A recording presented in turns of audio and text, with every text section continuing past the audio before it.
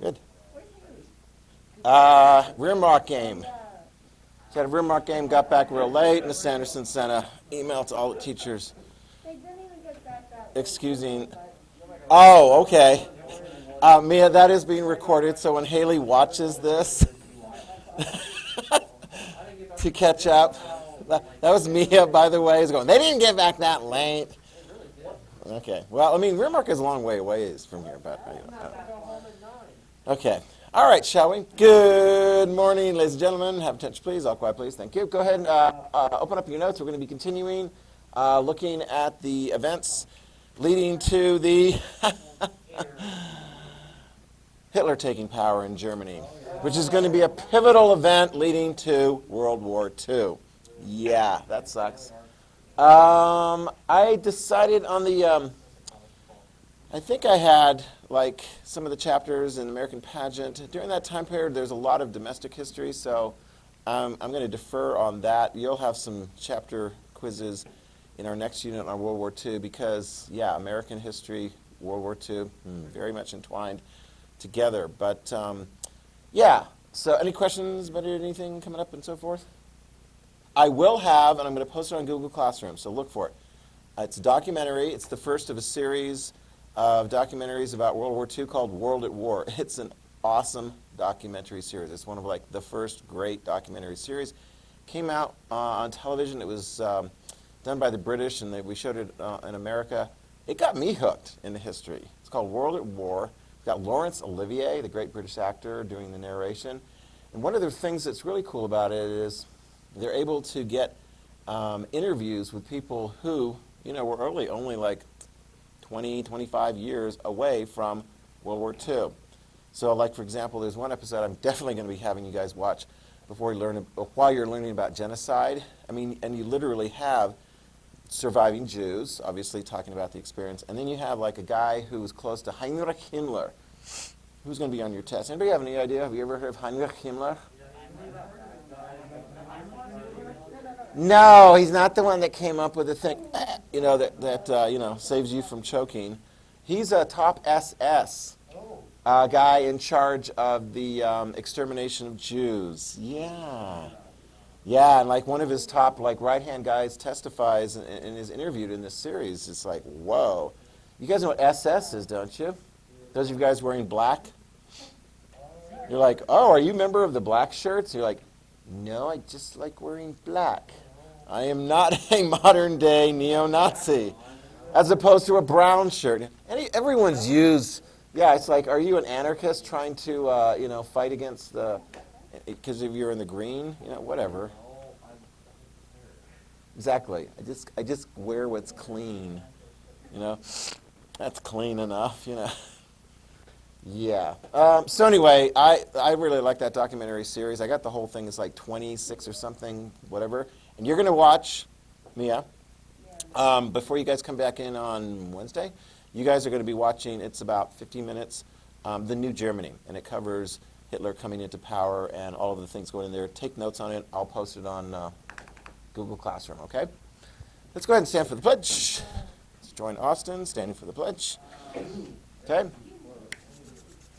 Okay, ready, begin. I pledge allegiance to the flag of the United States of America and to the republic for which it stands, one nation, under God, indivisible, with liberty and justice for all. All right, very good. I don't have any announcements or anything. Any announcements that you guys are aware of that you guys need to know? Nope. Okay, well, let's get to the putsch. Okay, the putsch. Here we go. Yeah, in your handout that I gave you, this is on the front page. This would be things, and I'm going to be putting additional stuff. You can see I've got it left up on the board, some German names, yeah? And so you're going to have that in your notes, right? You'll be like, what is Lebensraum? Wo ist der Autobahn? Do you know what the autobahn is? Anybody know? Very good. It is a very well-built freeway, yeah, exactly, in Germany. And parts of it still, you can go as fast as you want, and you actually can drive because it's a smooth surface. I've been on it. When my wife and I were married, we stayed for part of our honeymoon with some friends in Germany, and we got in his, I want to say it was like a Mercedes, And we got on the autobahn, yeah. And he was going very fast. It was like, you know, but it was smooth, right?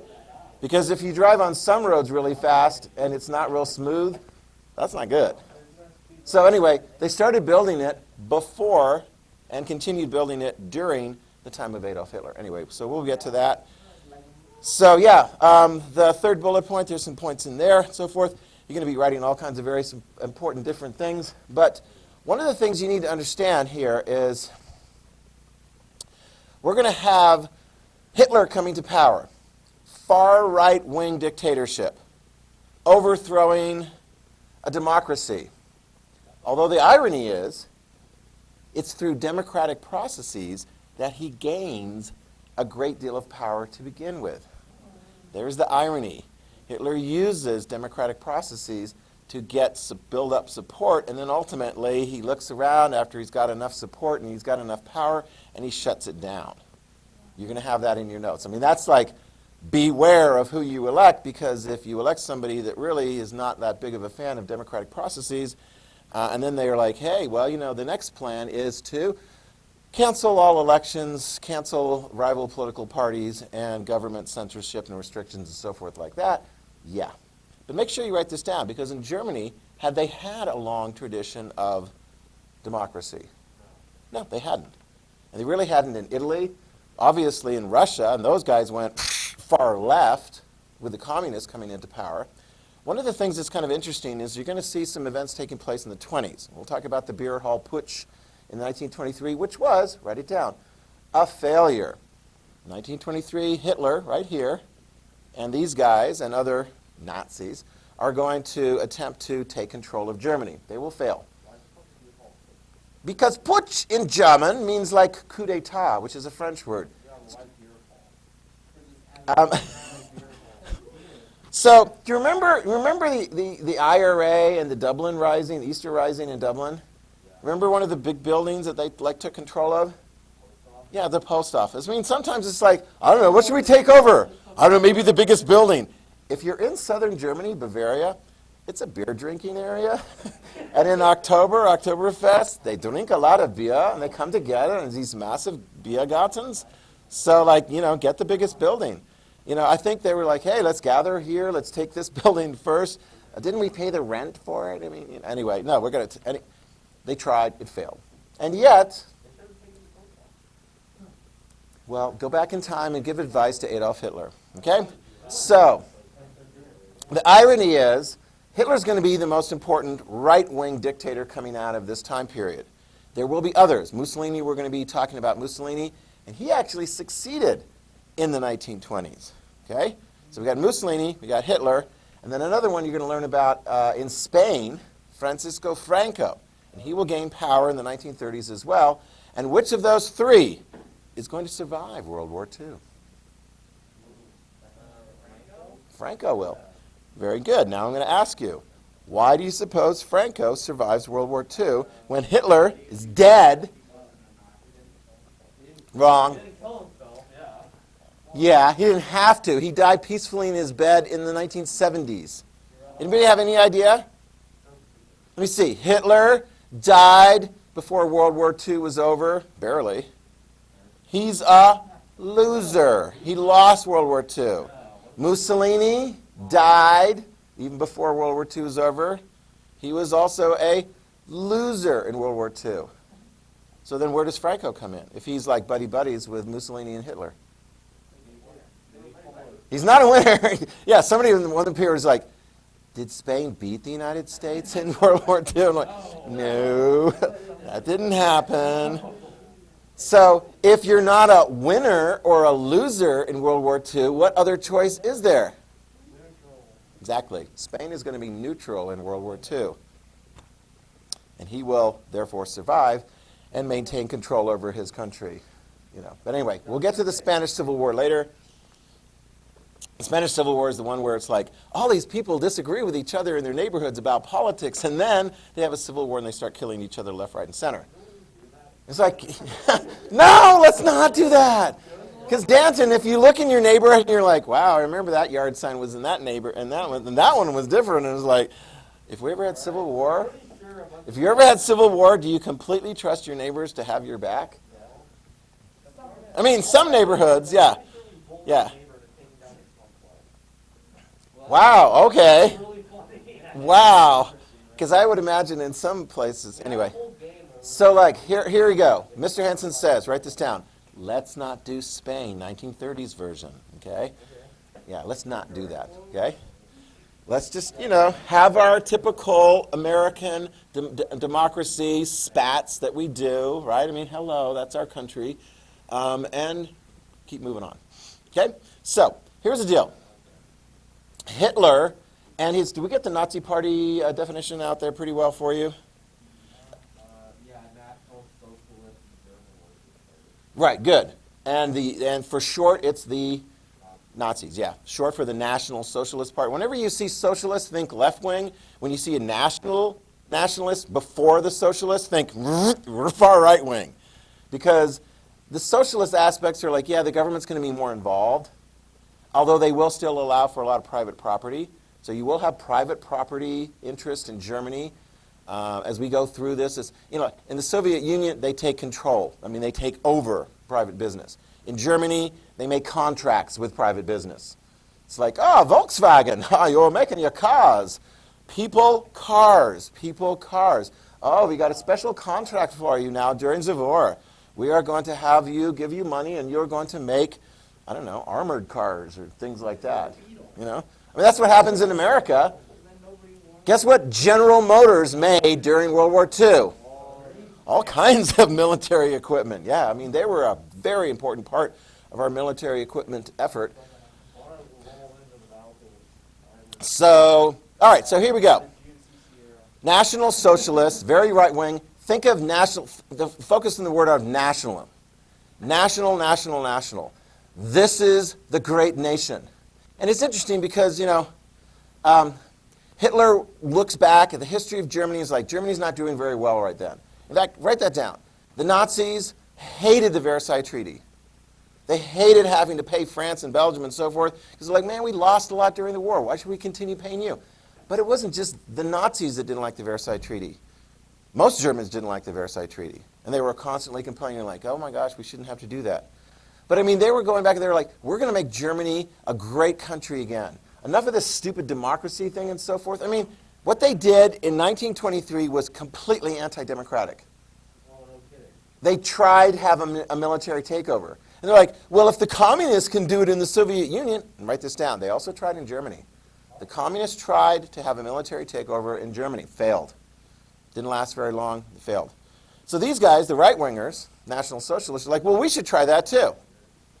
But it didn't work. They were overthrown. Okay? But it ends up being, ironically, it ends up being just a delay. Hitler, this is interesting because if you look at the picture here, you're like Hitler. He's a young man, hardly well known. I mean, he was not that long out of the Austrian military. Now he's in Germany. Art is not working out for him. We'll get to the art. I'll actually show you some samples later on of his art. No, it was. Yeah, but I mean, it's like, but you got to be really, really super decent to actually make a living out of it, or even get into like a really select art school. I know. I feel bad. Anyway, this guy right here, make sure you write down his name. This guy in the center of it was actually probably the most prominent person who ended up being part of this Nazi effort. General Ludendorff. Write his name down. Erich von Ludendorff. He was one of the top generals along with Hindenburg. Remember, during World War I, they were in charge of the military effort, and through much of the war, they were practically in charge of the German government.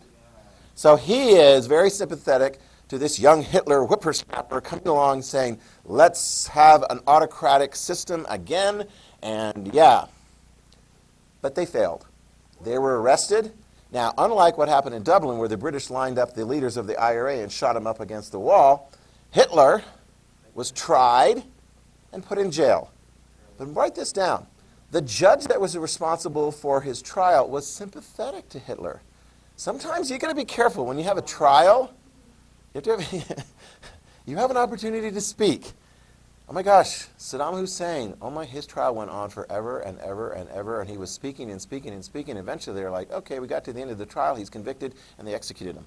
But with Hitler, he's using the trial as an opportunity to castigate democracy and this and that and so forth. And the judge was sympathetic, only gave him, I want to say, like a couple of years for treason. That sounds more like that. Yeah, oh yeah. And so while he's in jail, this is an interesting thing. He does pretty well in jail. The Nazi Party continues, and it's ready for him to continue leadership of it. While he's in jail, what does he do? He writes a book. You know, sometimes people, they just got a book that they just got to write. And Hitler had his opportunity when he went to jail. Mein Kampf, translation, My Struggle. And it's very, very helpful because as far as understanding where Hitler's coming from and his ideas, and people can look back and go, whoa, he really did mean that. Wow, you just got to read his book. He talks about his life, his autobiographical, life and so forth. But then he talks about his plans for, making Germany great again. Right now, it's like, it's not like, oh, well, Trump was a Nazi. No. But if you're a politician, and this is a very common theme, if you're a politician and you want to, particularly if you're a politician who fits more into kind of the traditional conservative, let's take the things from what exists in our country and bring them back again, highlight them, right? So for example, Hitler's like, Germany was great recently under the Kaisers. In fact, he says, if you want to go back even to Roman times, and I'll show that here in a moment, the Roman times when, actually, Germany was not really much in the Roman Empire, but whatever, the Holy Roman Empire, that was great. And we're going to have the third great German period, what he called the Third Reich, the Third Reign. Under my leadership and our party leadership, we are going to be the great Germany. It's going to go on for 1,000 years. They wrote an autobiography on those advertisements for Yeah, okay, yeah. And he basically says, here's the great things about our country. Germans, write it down, Germans. And don't be surprised because this guy is not that far away from that whole social Darwinist, imperialist, what's the other word? Racist attitudes. Got that? Very, very racist. He's like, the Germans are the very best people. In fact, he had another name for them. I bet you can come up with this. For the German people, they're part of this wonderful, amazing, superior race of human beings. Aryan. A-R-Y-A-N. The Aryan race is what he would call it. Yeah. Never heard that? Aryan race. Yeah, there used to be some people up near Coeur d'Alene who were like the Aryan nations. They were white supremacists, basically. And, they hated all kinds of various different people, and they were up there doing all kinds of things. And the folks in Coeur d'Alene are like, oh my gosh, these guys are such a nuisance. And then one day, they would do their marches, and the folks in Coeur d'Alene would, do counter marches, not bullying and so forth, but they would just, say, hey, look, you guys are not about human rights. And we are, but eventually, let me see, what happened? Oh, this woman and her son, who was about your age or so, their car broke down. You might have heard this story from me. Their car broke down near the Aryan Nations compound up near Coeur d'Alene. And they're working on the car, and they're trying to fix their car, and it backfires. Well, some of the Yahoo white supremacists, they're hanging out at the Aryan Nations compound because they were attracted from all over the country. They're like, let's go to Idaho, right? And you're like, really, Idaho? I don't know if you have it picked now, but Idaho had a reputation, maybe still in parts, of being a haven for white supremacists and neo-Nazis and people like that. And they had a place to go up in northern Idaho. So a couple of these guys, white supremacists, Aryan Nation guys, came down, and they thought that they were under attack. They thought that the sound coming out of the car was actually like a explosion or a gun or whatever. And they beat up this lady and her son. And so they got an attorney, and they're like, let's sue the owners of the property for creating conditions whereby they have on their property people who act out in violent, irrational ways against neighbors, right? It's kind of like if you had a dog running around in your front yard, not on a leash, that liked to bite children, okay? You're going to get sued, okay? And you're going to end up having to pay the damages. Well, they won the lawsuit, and the guy that owned the property, Reverend Richard Butler of the Aryan Nations, he had to pay the lawsuit, and he didn't have the money, so guess what? He had to sell the property. So they shut down the Aryan Nations compound. It was bought by the human rights group up in northern Idaho, and they turned it into a human rights educational thing. So the guy up there was Wasmuth, and he is one of the people, they named the education center at the Anne Frank Human Rights Memorial here in Boise after him. Anyway, so, but Hitler, write it down, he was racist, and he said, you know, the biggest problem is the Jews, okay?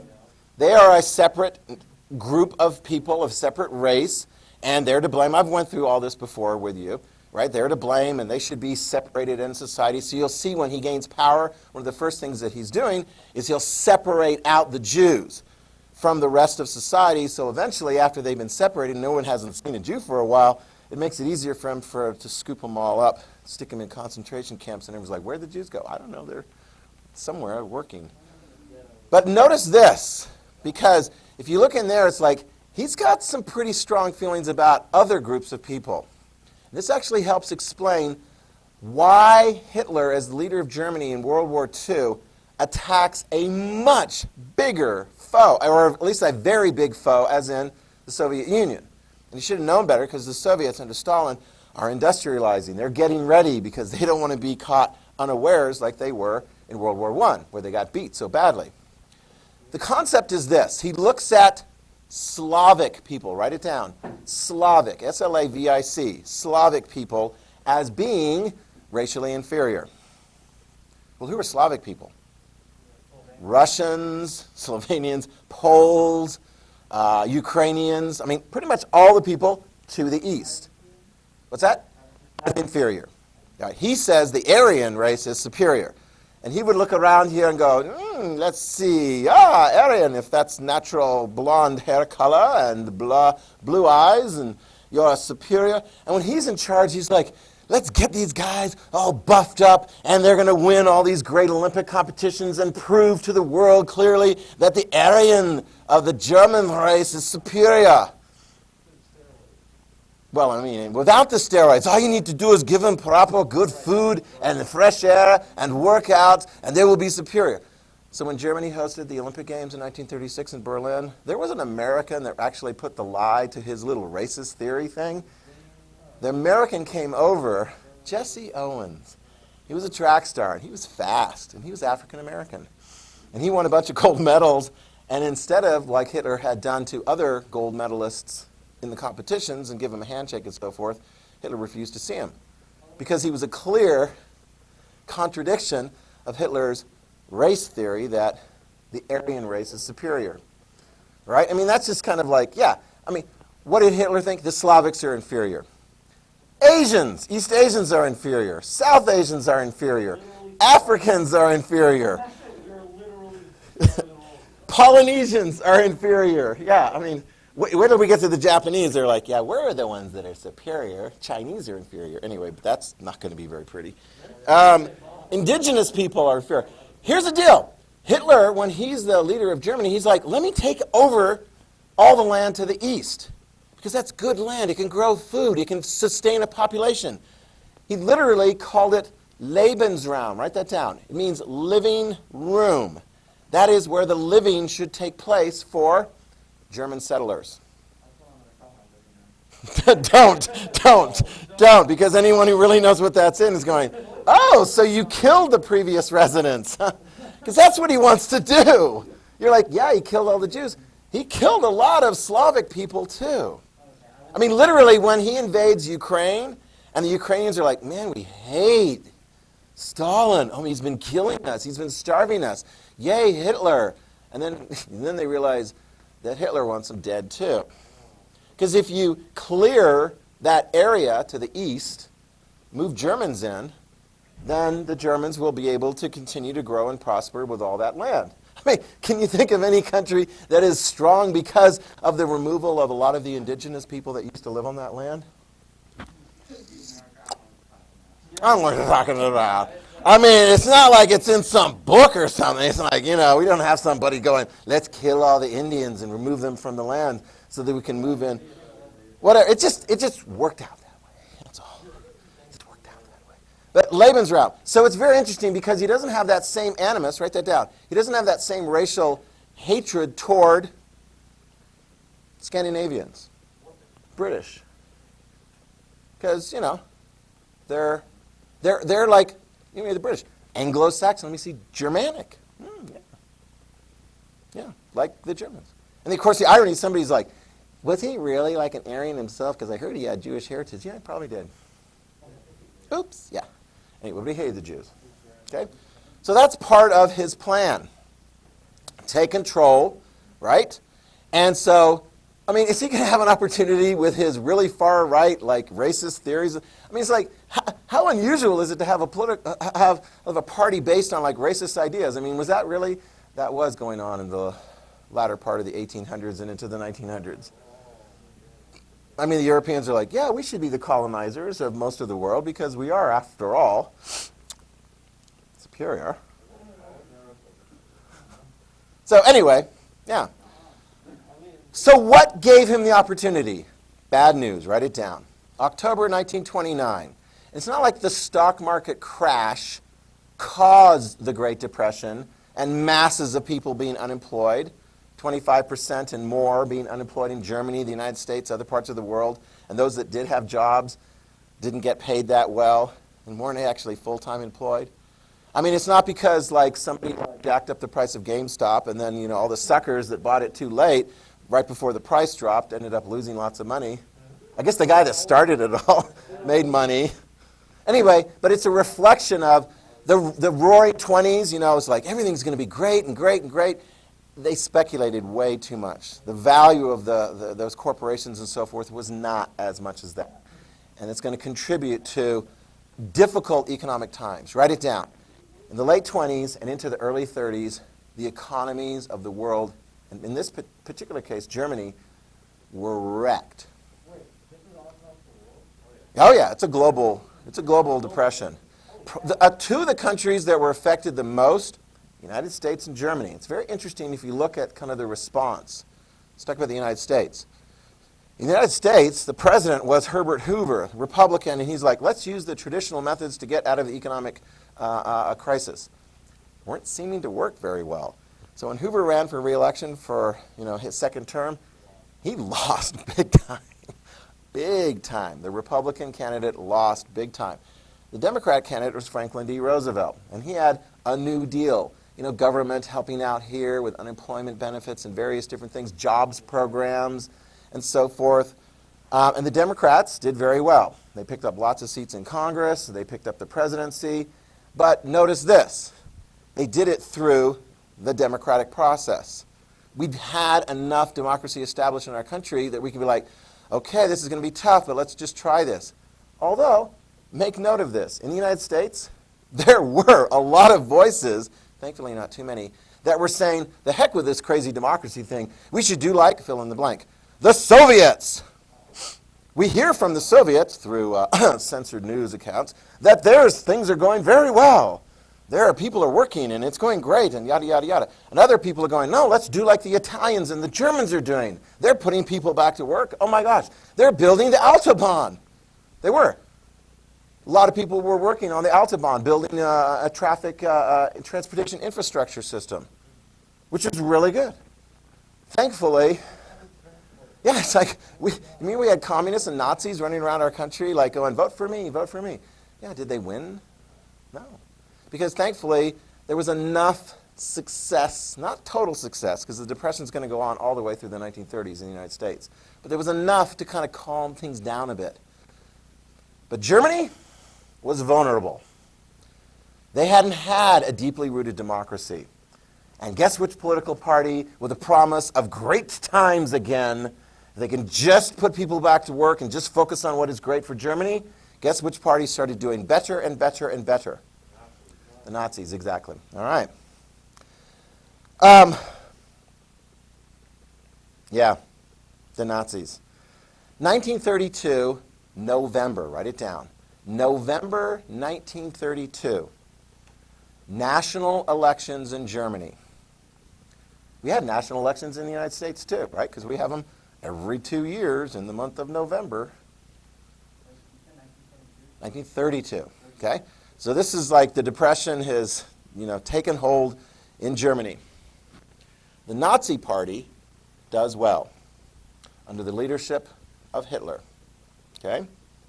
The Nazi Party is doing well.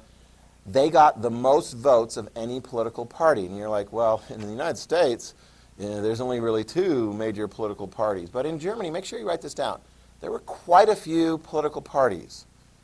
There were the far left political parties like the communists and some socialists.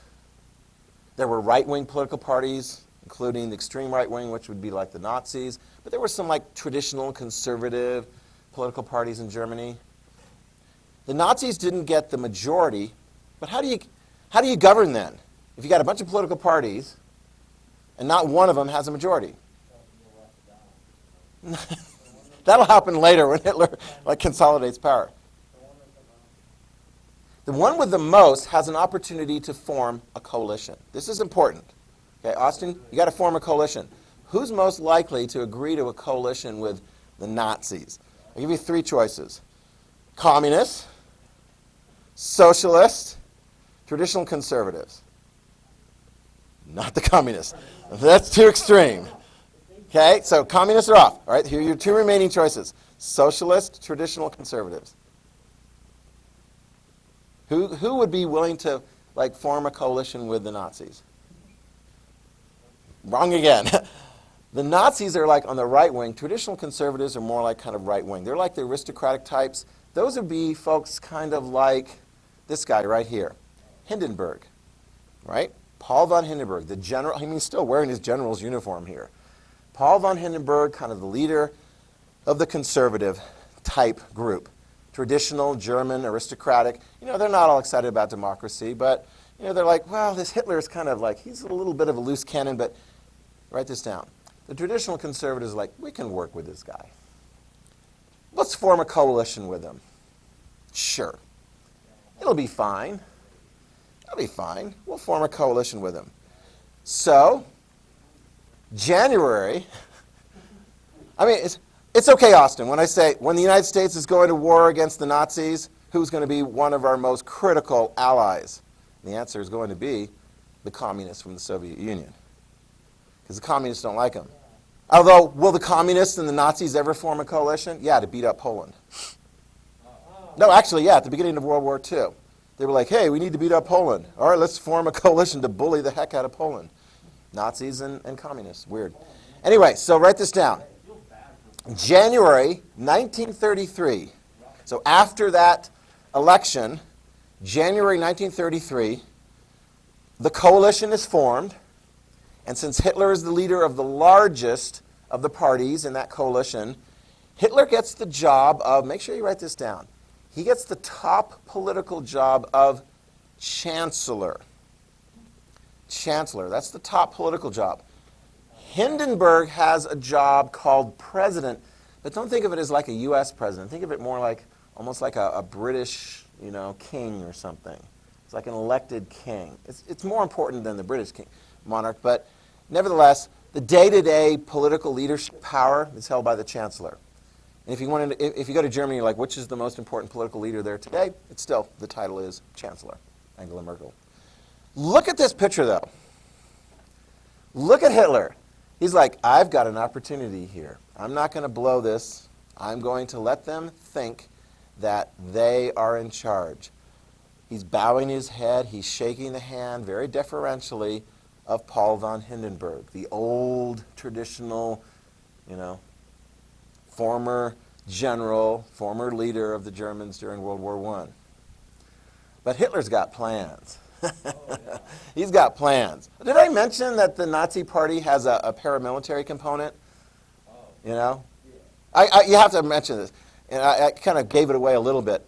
You just remember who the paramilitary component, which ultimately is the military component of Sinn Féin in Ireland? What was the three initials of that militant group in Ireland? IRA, exactly. For the Nazi Party, their first group is called the SA. You can write that down. The first militant component of the Nazi Party is called the SA. And these are guys that go out with their brown shirts. They wear brown shirts. They're in uniform. They go out, and they were involved in the 1920s, getting into fights with communist paramilitary groups. I mean, it's kind of like if you ever hear about this, I always feel bad. Yes. SA. SA. It's short for Sturm, but anyway, something. SA. Sorry, some of the German names are like really long. Anyway, SA, the brown shirts. It's kind of like if you're like, oh, I hear there's going to be a protest. Let me see. It's organized by, take your pick, Proud Boys or Antifa. Which is extreme right wing? Proud Boys. Which is extreme left wing? Antifa. So typically what happens if one of them organizes something, don't be surprised if the other one shows up. And what are they expecting? A bare knuckles brawl. I mean, seriously. So you're like the police in that community going, yay. And this is, if you like follow the news in like Portland, they have that all the time. They've had it for like years now, unfortunately. And that's what was going on in Germany. You get the SA showing up on behalf of the Nazis, and they get into scuffles and fights and so forth with the communists. And so Hindenburg's like, yeah, we can work with this guy, keep him toned down and so forth. By the way, when Hitler does ultimately come to power, make sure you write this down. Hitler is the leader of the Nazi Party. And if he sees somebody like starting to encroach a little bit in his leadership thing, what do you suppose he's going to do? He's going to take him out. At the moment that Hitler comes to power, he sees that the leader of the SA is not really completely, totally with him. He doesn't want to let that leader know what Hitler's actually got up his sleeve. But guess what he has up his sleeve? He's going to remove him. Yeah, exactly. Yeah, that works. He's going to remove him, get rid of him. The SA will still exist to a degree, but Hitler's going to replace it with a super new, improved military component. The SS, exactly. The SS. They're going to be known as the black shirts. And when Hitler takes control of Germany and the military, he's going to infuse the SS into the German military. That's going to be the most elite component of the German military. If you're a United States military force or Soviet military force and you're going toe-to-toe with one of the SS divisions, you're going to have your hands full. But you can also make note of this because you'll learn this when we get to the World War II unit. Guess what other responsibilities the SS is going to be given? Killing Jews, yeah, rounding up Jews. I mean, they'll go into Jewish communities like when they're going into Ukraine and Russia and so forth, and they'll kill Jews. Later, they'll be in charge of the concentration camps, rounding them up and exterminating them. The SS. Yep. Look what happened. Oh my gosh, this is terrible. On February 2nd, 1933, the Reichstag, which is the Parliament building. Oh my gosh, somebody lit it on fire. That's terrible. That's an attack against the country and democracy and so forth. Somebody should do something about it. Who's the chancellor? Hitler's the chancellor. Investigate. Find out who did it. They found out who did it. It was a guy from the Netherlands, and he was a communist. Oh, a Dutch communist. Oh, well, that cinches it then. We need to round up the communists and cancel the communists. In fact, maybe we should just cancel everything going on there because this is really dangerous. As it turns out, if you looked a little closer, the Dutch Jew actually was not completely mentally entirely there.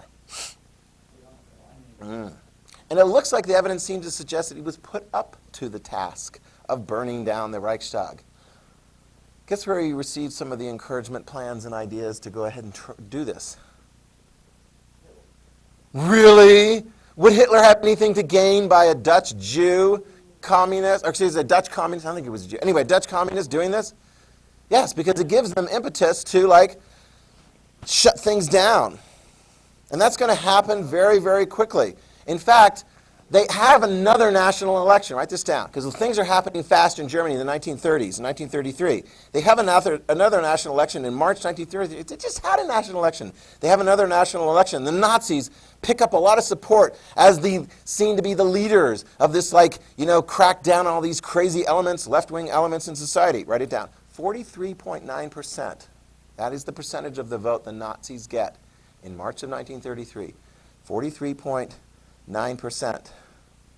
So Hitler's like, yeah, this is work. Yeah, the coalition, I'm the chancellor. You know what would be really, really helpful? Let's go ahead and do this. They enacted very quickly a new law right after that March 1933 election. It's called the Enabling Act. It sounds so nice, the Enabling Act. The Enabling Act. You want to know what the Enabling Act did? It basically said, you know what, we're going to go ahead and cancel future elections, and we're going to cancel like civil rights, and we're going to outlaw like the communists. And I mean, it gives more power to Hitler. Now if you're thinking, oh, well, Hindenburg's still there, not for long. And I don't think there's a conspiracy, but Hindenburg actually died in early 1934. And with Hindenburg dead as the president, Hitler's like, you know what, let's not bother filling the presidency. In fact, I got a new title for me, you know? I'll just be the leader, the absolute supreme chancellor. There we go, yeah, Palpatine. Yeah, der Führer, which is, the Führer is a German word that means leader. So he's the unquestioned leader of Germany. Got it? Wow. 1934. Yeah. And democracy's canceled and freedom is canceled and so forth. But then he has an opportunity to really kind of like put things in place. You know, continuing building the autobahn, encouraging the building of Volkswagen and so forth, you know, private company, you know, because that's good. You know, people can drive their cars really fast on the autobahn. Now, one thing to sort of step back and look at is, as you look closely at what helps Hitler during the 1920s and 30s and will continue to be part of his thing, it is like taking symbols from the past that are seen as positive and incorporating them into his Nazi message.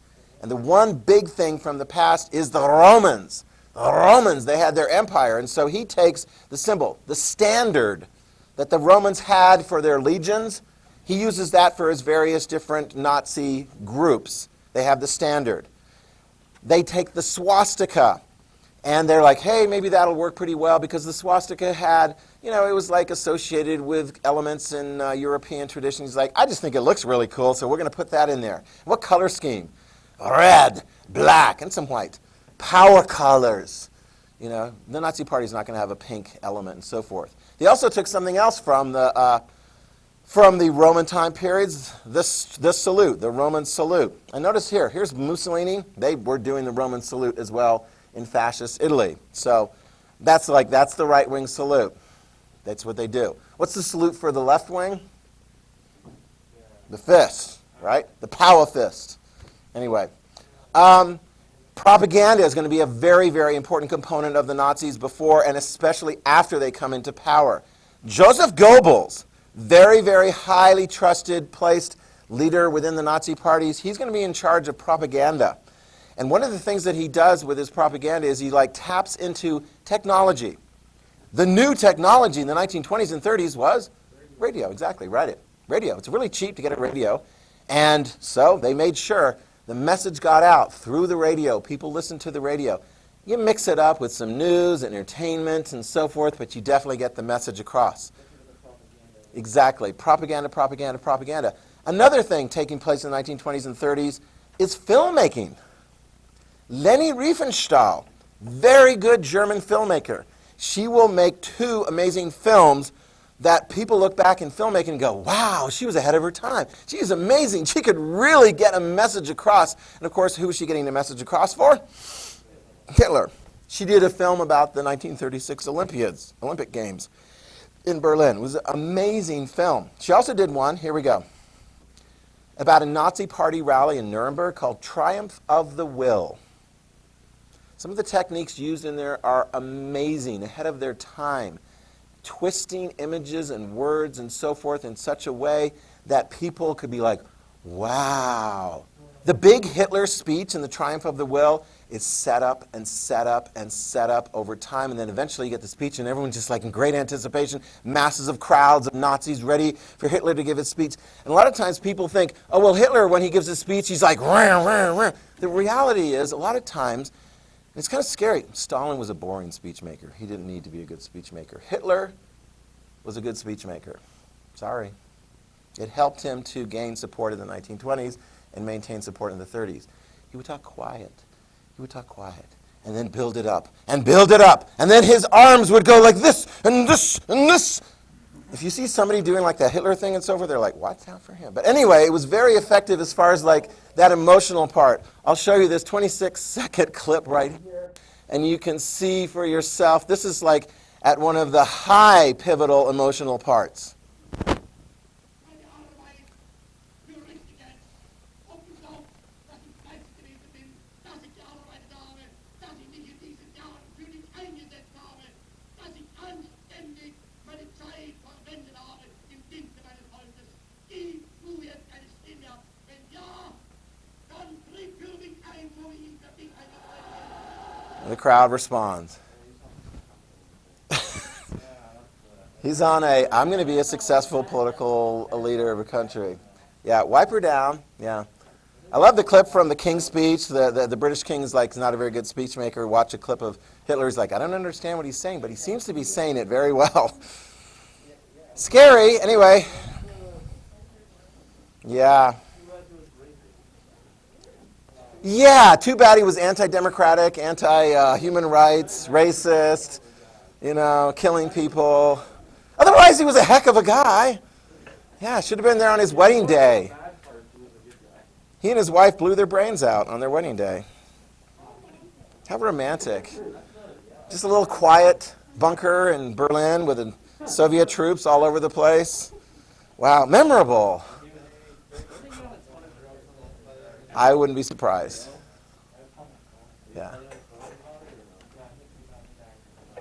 Oh, and